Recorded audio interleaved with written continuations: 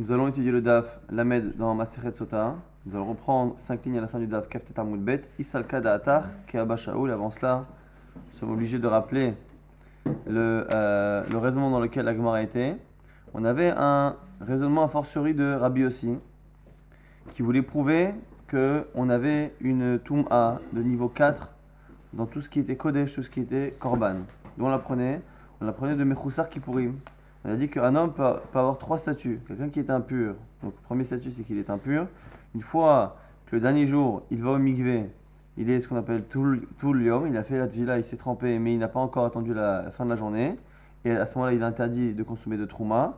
Et une fois que le soleil s'est couché, et qu'il n'a pas fait encore le korban, il est mechoussar kippourim.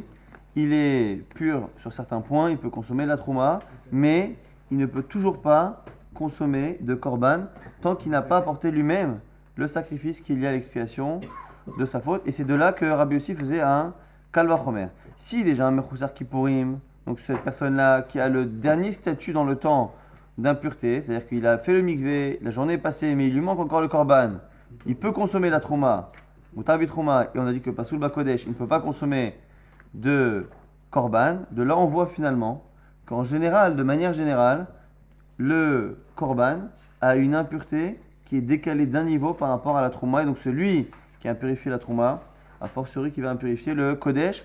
De ce raisonnement-là, on déduit finalement qu'il y a un niveau de plus dans les korbanotes par rapport à trouma. Donc trouma arrive jusqu'à numéro 3, niveau 3, et kodesh jusqu'au niveau 4. La Gemara, Rabbi Yochanan avait dit, mais je ne comprends pas mon Rabbi Yossi, parce que Rabbi Yossi, il y a clairement un avis qui n'est pas d'accord avec lui, c'est Chachamim. On avait cité une braïta. Et dans la braïta, il y avait Abba Shaul.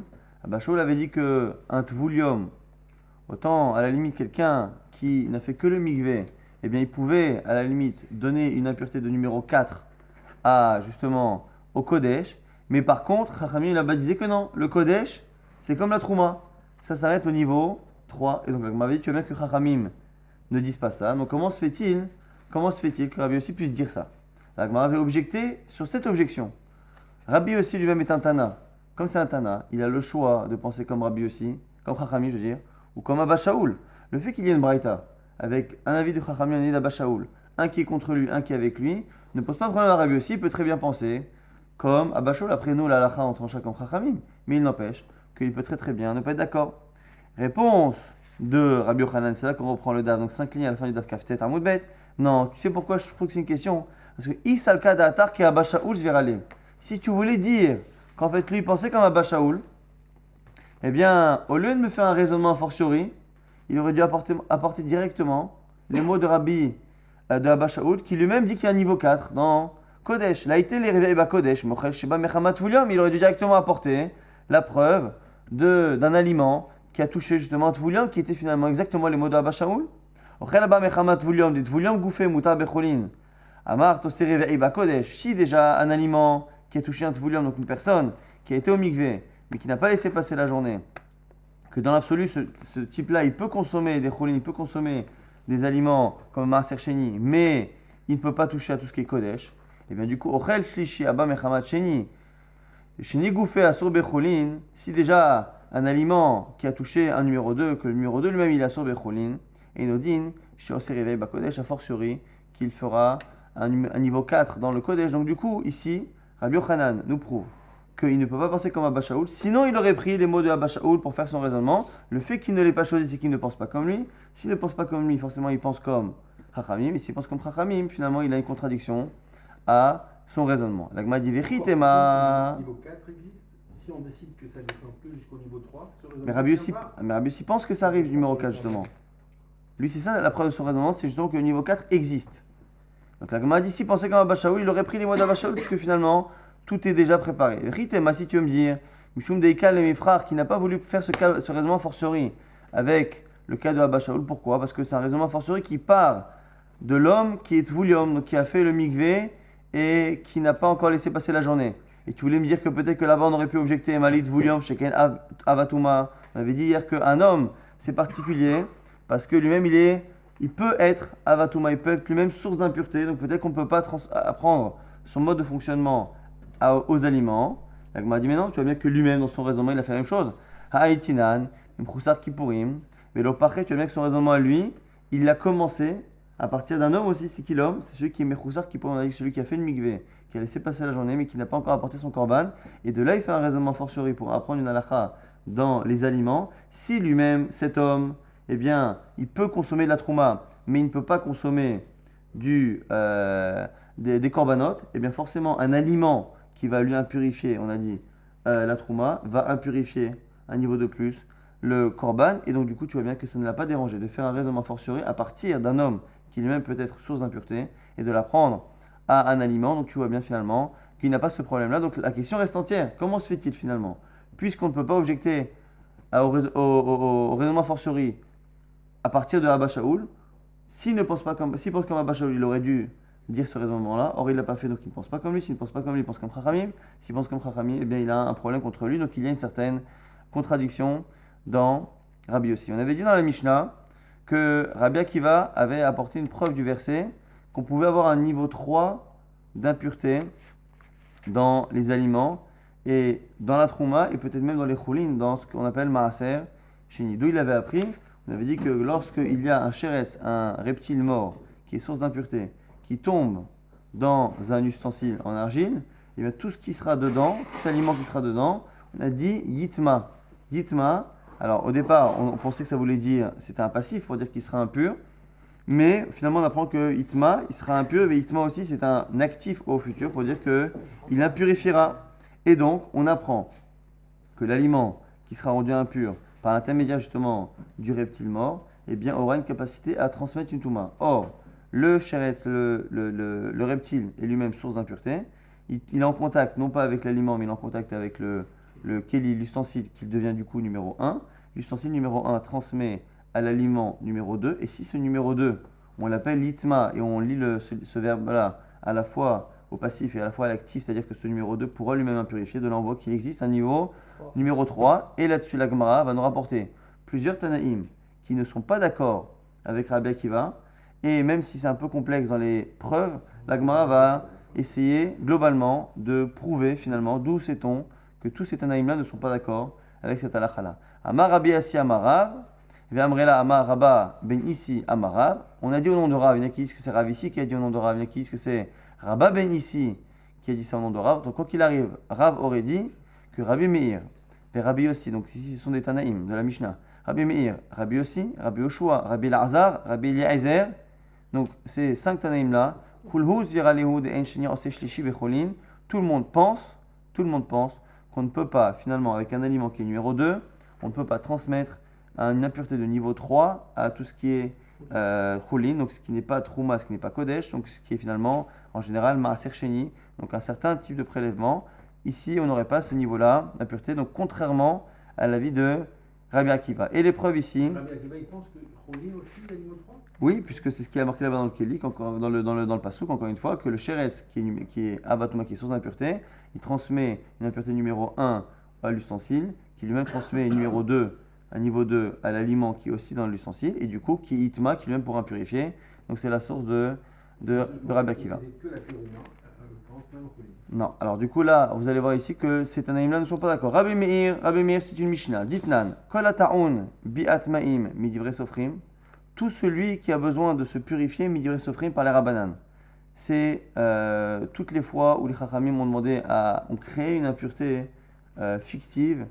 On l'a vu dans Masechet Shabbat. Il y a beaucoup de cas où les Chachamim ont été gozer, donc quelqu'un qui prend une douche après un mikvé, quelqu'un qui touche un Sefer Torah, ainsi de suite. Il y a beaucoup de cas où on dit qu'un homme est impur midei Rabbanan, et cette impureté a un statut donc artificiel que les Chachamim ont inventé, mais un statut de numéro 2. Donc il est numéro 2, il faut le considérer comme un numéro 2. Donc tout celui qui est numéro 2 midei Rabbanan par les Chachamim, Metame est à Kodesh. Il impurifie un korban. Donc s'il impurifie un korban, donc il peut le transmettre. Ou Posel est à Trouma, et il rend la Trouma psula. Ou Mutar Becholin ou Memasa. Donc on a fait une distinction entre Metame et Posel. On a dit que Metame, c'est quelque chose qui rend, quelque chose qui peut lui-même donner. Donc comme il est numéro 2, eh bien, il peut transmettre un numéro 3 qui lui-même, après, est Posel, rend le Kodesh, le Korban, inconsommable. Par contre, Trouma, comme le dernier niveau c'est 3, eh bien, la Trouma, elle sera psula, elle sera inconsommable. on ne peut pas l'appeler elle-même Tmea impur. Parce qu'impur, ça connote encore une fois que l'on transmet. Ou Mutar Bechulin ou Maaser. Et ce type-là qui est numéro 2, il peut consommer des Chulin et il peut consommer du Maaser Sheni. Donc on voit ici clairement que celui qui est numéro 2, il peut finalement consommer Chulin ou Maaser Sheni. Donc il n'y a pas de niveau 3. Il n'y a pas de niveau 3 pour ces aliments d'ivrei Rabbi Meir. Chachamim osrim b'maaser. Et même Chachamim qui ne sont pas d'accord, ils ne sont pas d'accord au niveau de l'alimentation, mais ils ne disent pas encore une fois qu'il y a un interdit de toucher le Maaser Sheni. Et donc du coup, on a une preuve ici de Rabbi Meir, voire même des Chachamim qui ne sont pas d'accord avec lui, que finalement, ils ne pensent pas comme Rabbi Akiva, qu'ils pensent qu'il n'y a pas d'impureté numéro 3 pour tout ce qui est Cholin et Maaser. Mais Chachamim, eux, ils interdiseront la consommation du Maaser Sheni. La consommation, mais pas le contact. Rabbi aussi, Hadamaran. Il a quel statut? Il a un statut particulier. Dans certains cas, il y a des interdits, mais beaucoup moins que la Trouma et beaucoup moins évidemment que le Kodesh. Il n'est pas Trouma. Non. Il est un petit peu Trouma. Exactement. C'est un premier niveau de sainteté. Le Kodesh. Rabbi aussi, Hade Amaran. C'est le raisonnement qu'on a fait avant. On avait dit tout à l'heure que le raisonnement a fortiori de Rabbi aussi nous permettait d'apprendre que de la même manière qu'il y a un niveau de Trouma qui va plus loin que le niveau de Choulin, eh bien il y a un niveau de Kodesh qui va plus loin que le niveau de Trouma. C'est ça le raisonnement fortiori finalement. C'était un double Kalvachomer qui finalement nous apprenait que si déjà Mechoussar Kapara, qui peut lui, maintenant qu'il a attendu le coucher du soleil, il peut consommer de la Trouma, mais toujours pas de Kodesh, donc tu apprends qu'il y a un niveau en plus. Du coup, la Gemara nous dit d'où on sait que Rabbi Yossi pense que le Choulin ne peut pas être numéro 3, c'est que puisque finalement tout la Trouma et le Kodesh selon lui, selon son raisonnement fortiori, eh bien tout se décale d'un niveau. Si la Choulin, donc le Maaser Sheni, peut arriver à un niveau 3, c'est-à-dire que la Trouma arrivera à un niveau 4, et le Kodesh arriva à 5. Imité, là été les réveils Bitrouma, il aura un niveau 4 de Trouma vers Hamishi Be Kodesh. Or tu vois bien que non. Et donc, du fait que son raisonnement ne l'emmène qu'à un niveau 4 d'impureté pour le Kodesh, est une preuve que finalement le Choulin s'arrête au niveau 2 et n'arrive pas au niveau 3. Rabbi Yoshua dont on l'apprend. Exactement. Ditnan, c'est une Mishnah. Rabbi Eliezer Omer Rabbi Eliezer nous dit Ochel Rishon. Celui qui consomme un aliment qui est niveau 1, il est lui-même niveau 1, il devient niveau 1. Sheni, s'il consomme du Sheni, il est Sheni. Shlishi, s'il consomme le numéro 3, le numéro 3. Rabbi Yoshua Omer, Rabbi Yoshua dit un truc différent. Ochel Rishon ve Ochel Sheni. Celui qui mange quelque chose qui est numéro 1 ou numéro 2, et bien quoi qu'il arrive, il ne sera que numéro 2. Shlishi, si il est Shlishi, eh bien il devient Sheni Bakodesh. Il devient Sheni, c'est-à-dire qu'il devient numéro 2 pour transmettre au Kodesh. Ve'en Sheni Batrouma, mais pas par rapport à la Terouma. Et on voit ici du coup qu'a priori, il n'est que numéro 2 par rapport au Kodesh et qui a l'air de s'arrêter au numéro 3. Et en plus, la Gemara nous dit quoi? C'est quoi là-bas cette histoire de Trouma? Becholin Shinaasu Al-Tahara Trouma. On parle de Cholin, on parle d'aliments. Il est possible que les Khamim ont laissé ce statut d'un homme qui prend un aliment qui est Chol et qui prend sur lui de le consommer avec toutes les rigueurs de la Terouma. Et on voit ici qu'on en parle de Cholin Shinaasu Al-Tahara Trouma, comme c'est marqué à la fin de la Mishnah. Mais on ne parle pas de Cholin Shinaasu, de Cholin qui sont faits avec la rigueur d'être consommés comme des korbanot. La Gemara donc déduit Atarat Atrouma in, Atarat Akodeshlo. Pourquoi? Parce que nous on a un principe que le fait qu'un homme prenne des aliments qui soient chol, profanes, et qu'il prenne sur lui de les consommer comme de la terouma, ça peut marcher parce que les gens avaient l'habitude de faire ça. Mais par contre, le faire avec un aliment et dire que je le consomme exactement comme un korban, ça les gens ne le faisaient pas. Donc Batla Daratot Sal Kol Adam, son engagement finalement ne tient pas. Les Khamim n'ont pas laissé ce statut-là exister. Et donc, puisqu'on n'a pas dit que ce cas-là existait, ça veut dire que c'est parce que ce cas-là, quelqu'un qui s'engage à prendre un aliment profane et à le consommer comme un korban, ça ne crée aucun statut. Donc l'aliment reste profane et tu vois bien qu'il n'y a aucun problème. Cette personne-là qui est finalement Ishlishi, eh bien il n'y a pas de... Et Sheni, je veux dire, il n'y a pas de problème ici par rapport à justement ce qu'on appelle Cholin, Atarat Akodeshlo, Alma Kasava, En Sheni, En Shlishi, Becholin. De là, on déduit qu'un numéro 2 ne transmet pas de Touma numéro 3 par rapport au Kodesh. Ce qui était marqué, donc encore une fois, Sheni Bakodesh Velo Shlishi. Donc, on reprend la suite, encore une fois, des preuves de tous les Tanaïm, les 5 Tanaïm, qui ne pensent pas comme Rabbi Akiva. Rabbi Lazar, c'est une braïta d'Etania. Rabbi Lazar Omer, Shloshtan Shavin. Il y a une halakha équivalente à justement tout ce qui est korban, sacrifice, profane et trouma. C'est quoi? Shavin que quoi? Que Arishon, quelque chose qui est numéro 1. Une touma, un aliment qui est touma numéro 1. Eh bien, l'équivalent de tout ça, c'est quoi? C'est Sheba Kodesh, Sheba Choulin et Sheba Trouma. Au sujet de ces 3 types de sainteté d'aliments, Metame Shnaim. Eh bien, Metame Shnaim ou possède Echad Bakodesh. Il impurifie à 2 niveaux et il rend impropre à 1 niveau pour le Kodesh. Donc, on a dit qu'il est numéro 1. Il transmet 2 niveaux d'impureté. Donc, il est numéro 1. Il donne numéro 2, numéro 3. Et il les possède, il rend inconsommable le numéro 4. Quand dans quoi? Bekodesh, dans le sacrifice. Par contre, dans Trouma, Metame Echad ou possède Echad. Il n'impurifie qu'une génération, la numéro 2. Et la numéro 3 de Trouma sera plus impure, mais sera inconsommable, puisqu'elle ne peut pas transmettre. Et à la fin, on dit quoi? Ou possède Echad Becholim. Pour ce qui est Choulin, tout ce qui n'est pas donc Trouma, donc même à Sacheni, tout ce qui est Choulin, finalement, il ne transmet le côté inconsommable qu'à une seule génération. Donc il est numéro 1 à Rishon, et par rapport au Choulin, on a dit qu'il transmet à une seule. Donc le numéro 1 transmet au numéro 2. On voit bien qu'au sujet de Choulin, ça s'arrête à numéro 2. Donc ça, c'est la preuve que Rabbi Lazar ne pense pas comme Rabbi Akiva. Rabbi Eliezer maintenant, Ditnan, c'est une Mishnah. Et là, ici, pour mieux comprendre cette Mishnah, il faut comprendre le problème. On a ici une marloquette entre Rabbi Eliezer et Chachamim dans Chala. Donc ici, on a un problème. On a une personne qui a une quantité de pâte qui nécessite un prélèvement de Chala. Et la pâte s'est rendue justement impure. La pâte est impure. Donc s'il a rendu la pâte impure de manière involontaire, eh bien, on lui laisse prélever moins que la chose de départ. Si par contre, c'est volontaire, il doit prélever. Et Rabbi Eliezer a une halakha particulière. Lui pense que non seulement il doit prélever la quantité normale, mais il doit prélever la chala à partir d'une pâte qui est pure. Donc celui qui a une pâte même énorme de plusieurs kilos, qu'il doit prélever, mais qui finalement s'est rendu impur, il doit normalement créer une autre pâte qui est pure, la laisser pure, et vous allez voir ce qu'il va faire.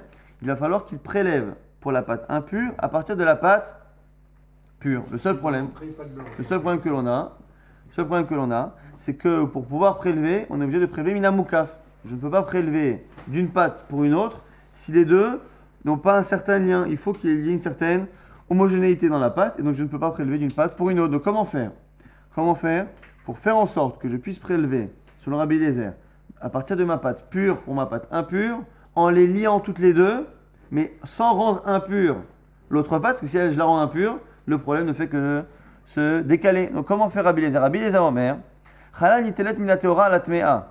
La chala que tu dois prélever pour quelque chose d'impur, tu dois prendre sur de la pâte pure. Donc nitelet minateora, à partir de la pure pour l'impur. Ketzad, comment faire? Shte aisot, il a 2 pâtes, achat teora vachat tmea, celle qui est pure et celle qui est impure. Notel kede chala, meisa shelo urma chalata, il prend de la pâte pure qui est toute neuve, donc on n'a pas encore prélevé, il prend l'équivalent de la quantité de chala par rapport donc à la pâte impure. Donc il a une pâte qui est impure, on a dit, il crée une nouvelle pâte. Dans cette nouvelle pâte, il prend exactement la quantité de chala qu'il faudrait prendre de l'autre, mais il ne lui donne pas le statut encore. Il la laisse comme ça. Venoten pachot mika betsa ba'emsa. Et il la met à côté de la pâte impure sans qu'il y ait de contact. Il laisse un petit écart. Et dans ce petit écart qui est entre les deux, il glisse une partie de pâte qui est pure, mais qui fait moins que la taille d'un œuf. Pourquoi? Parce que si c'est la taille d'un œuf, eh bien ça peut éventuellement transmettre. En tout cas, on voit ici, qu'est-ce qu'il va faire? Donc, il va lier cette pâte impure et cette pâte pure par un intermédiaire.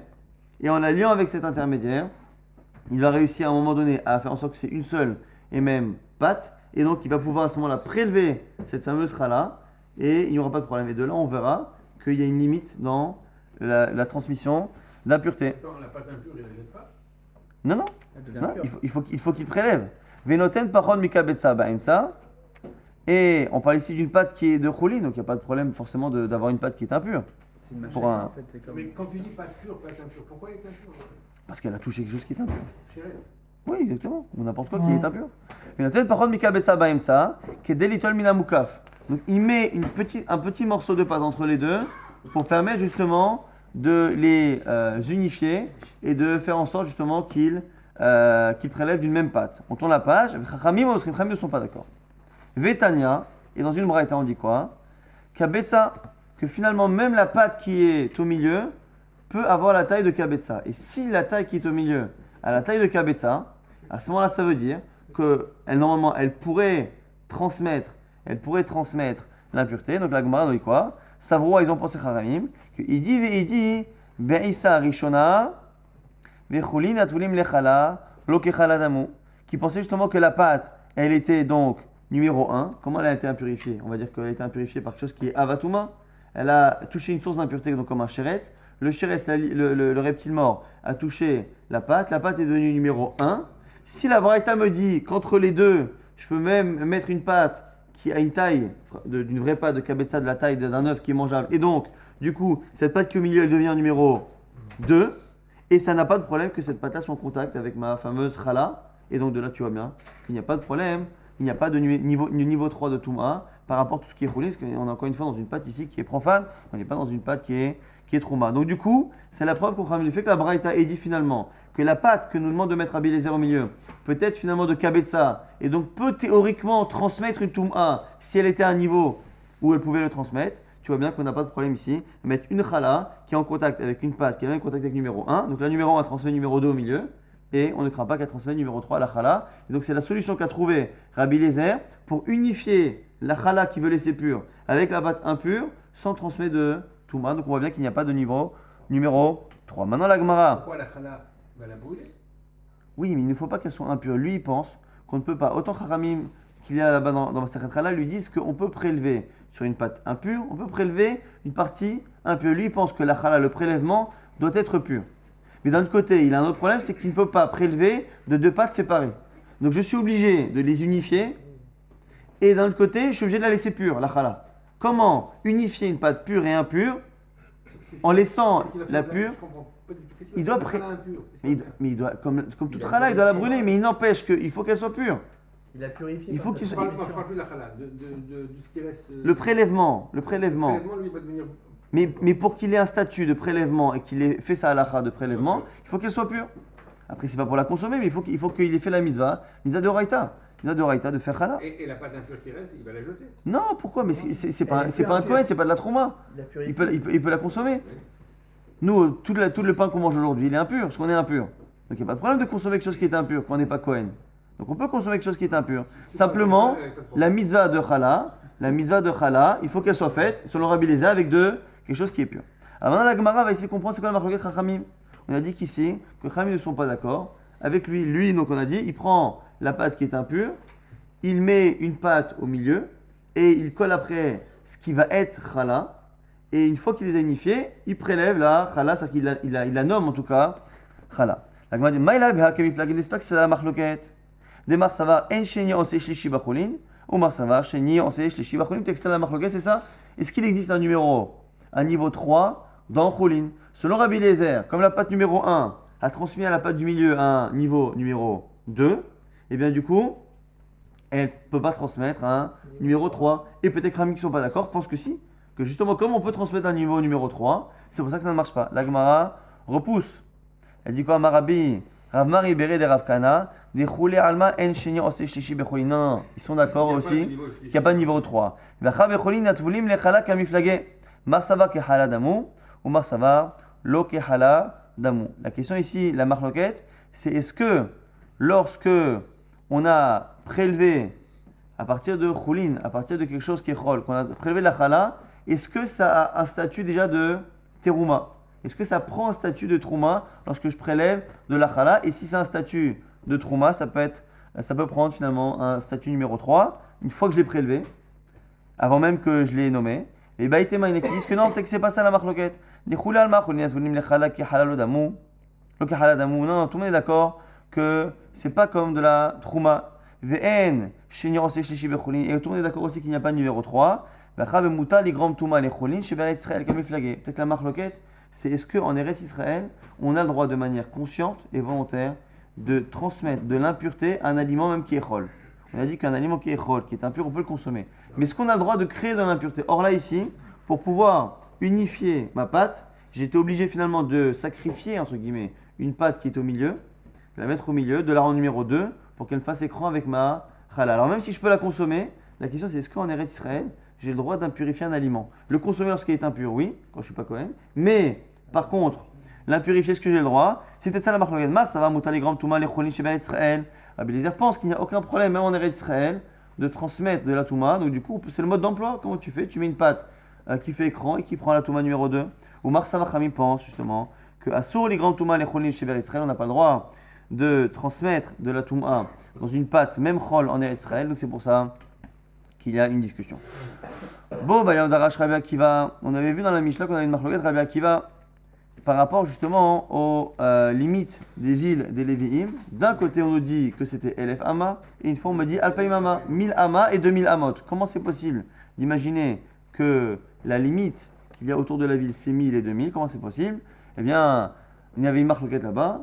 Est-ce que c'était finalement 1000 pour tout ce qui était justement la partie non habitée autour de la ville qui sert finalement de patio entre l'extérieur et le début de la ville, et les 2000 c'est quoi 2000? C'est la halakha du Troum de Shabbat, c'est la distance que l'on ne peut pas dépasser pendant Shabbat. Et l'autre avis disait non, c'est pour un endroit où il n'y a pas d'habitation, et les 1000 autres mètres c'est pour mettre finalement des arbres et des vignes et des choses pour faire joli. Alors il m'a dit, mais Mike a me plagué, pourquoi ils discutent? Un il dit il faut mettre des arbres, l'autre il dit c'est Shabbat, pourquoi ils sont en discussion? Marsavar, Tromim, Midoraita, Marsavar, Midarabanan, c'est une marloquette énorme. Est-ce que l'interdit de sortir du Troum, le Shabbat, donc des 2000 Amot, est-ce que c'est une halakha de la Torah ou une halakha des sages? Celui qui pense que c'est une halakha de la Torah, il faut qu'il trouve une source. Donc la source de Rabbi Akiva, c'est quoi? C'est justement le fait qu'une fois la Torah parle de 1000 Amot, une fois elle parle de 2000. 1000, c'est par rapport à la construction technique de la ville, et 2000, c'est par rapport à la halakha de Shabbat. Celui qui préfère dire que les 2000, c'est pour nous indiquer ce que l'on faisait au niveau, encore une fois, décoratif, c'est parce qu'il refuse de dire que c'est de Raïta. Donc comme c'est des Rabbanan, il ne peut pas y avoir de source dans la Torah qui parle de cette halakha de la Torah. On reprend la dernière halakha qu'il y avait dans la Mishnah, qui était liée justement par rapport par rapport à la Shira de Shirat Hayam. On avait vu qu'il y avait une marloquette, comment Moshe Rabbeinu et comment les Bnei Israël avaient chanté la Shira. Tano Rabbanan, c'est une braïta qui vient ici nous donner tous les avis. Bobayom Darash Rabbi Akiva, le même jour, encore une fois, le jour où a été nommé Rabbi Elazar ben Azaria, Rabbi Akiva a fait une dracha. Veshara Shalou Israël Minayam, Natnu Ainehem Lomar Shira, lorsqu'ils sont sortis, ils sont montés les Bnei Israël de la mer, après le passage de la mer Rouge. Natnu Ainehem Lomar Shira. Ils ont pensé en tout cas, ils ont eu l'idée de faire la Shira, de chanter. Et Ketzadamu Shira, et comment ils l'ont chanté cette Shira? Kegadol Amakre et Ha'alel ve'enonim acharav rashi prakim.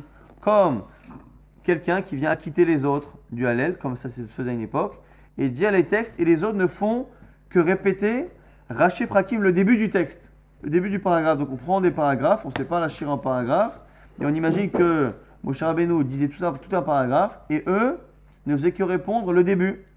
Donc Moshe Amar Ashira Hashem, Moshe Rabbeinu disait Ashira Hashem, et il continuait, et eux, ils répétaient Ememrim Ashira Hashem. Moshe Amar Kiga Ogaa, Ememrim Ashira Hashem. Même quand Moshe Rabbeinu dit la suite, Kiga Ogaa, eux ne font que répéter quoi? Que Ashira Hashem.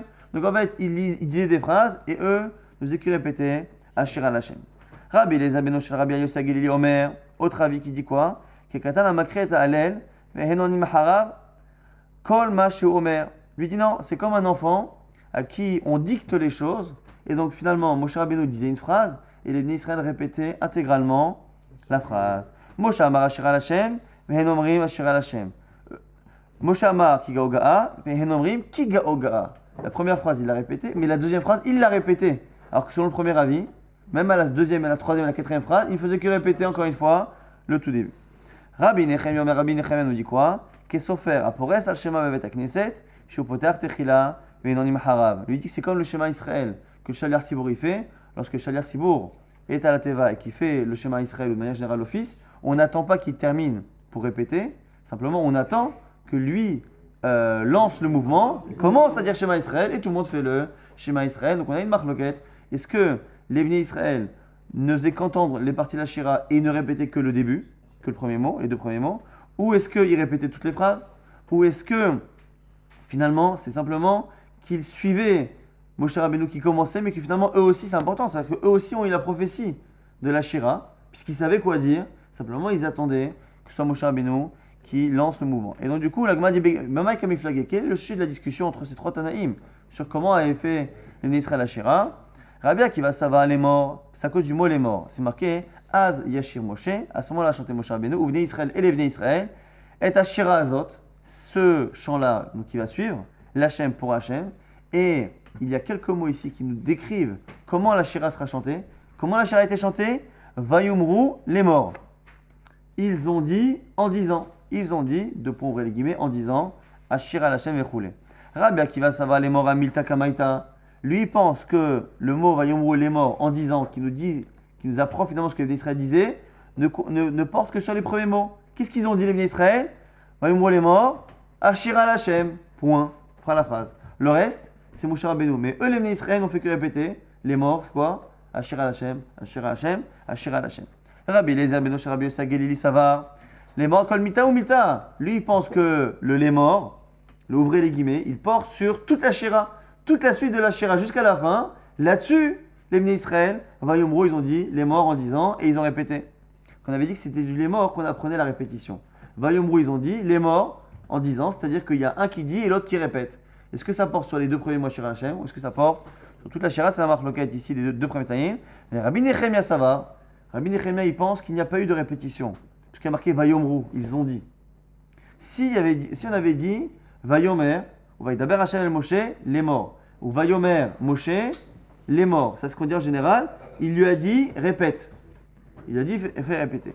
Or ici c'est marqué ils ont dit. Donc Rabbi Nechemia dit c'est vrai qu'il y a une notion de répétition, mais de côté il y a une notion qui donne l'impression que c'est eux qui ont dit en premier que Moshe et les Bnei Israël, Vayomru, ils ont dit. Donc comment c'est possible qu'ils aient dit en premier avec Moshe Rabbeinu et d'un côté qu'ils aient répété? C'est qu'en fait Moshe Rabbeinu a commencé et eux lui emboîtaient le pas comme s'il répétait, mais en fait il ne répétait pas parce que finalement il faisait la Shira avec lui, simplement avec le décalage de lui laisser encore une fois les premiers mots. Vayomru d'amor kulhu be'ade adade. Tout le monde disait en même temps les morts, simplement pour nous apprendre qu'au singulier des patach Moshe Beresha, que c'est Moshe simplement qui commençait à parler. Dans le même sujet, Tano Rabbanan, une braïta qui dit Darash Rabbi Yossi Galili, une rachat de Rabbi Yossi Galili, Mesha'a Shalou Israël Minayam, lorsque les Bnei Israël sont sortis de la mer Rouge, Natnoa Enaim Lomar Shira, ils ont pensé à dire la Shira, Veketzad Amru Shira, comment ils ont dit la Shira? Olal Moutal al Birke Imo, Vetinok Yonek Mishide Imo, les bébés qui étaient dans les bras de leur mère et qui étaient chez leur mère, Kevad Shira et Tashrin, lorsqu'ils ont vu le dévoilement de Akadosh Baruch Hu, Olal Igbiat Savaro Vetinok, Shamat Dad Mipiv, eh bien, il y a finalement le bébé qui a levé la tête et le bébé aussi qui était en train de téter, qui a sorti sa tête de la poitrine de sa mère. Et en gros, ils ont dit Ze Eli ve'anvehu. Voici mon Dieu, ve'anvehu, et je vais l'embellir. Et donc, du coup, c'est encore une fois lié au fait d'avoir vu la Shira Ze à chaque fois qu'il est marqué dans la Torah. Le Midrash nous dit que Ze, ça montre quelque chose que l'on désigne du doigt, Shnema, Mipi, Olelim, Veyonkim. Yisata, c'est marqué dans Tehillim. Mipi Olelim Veyonkim, de la bouche justement des nourrissons et des bébés.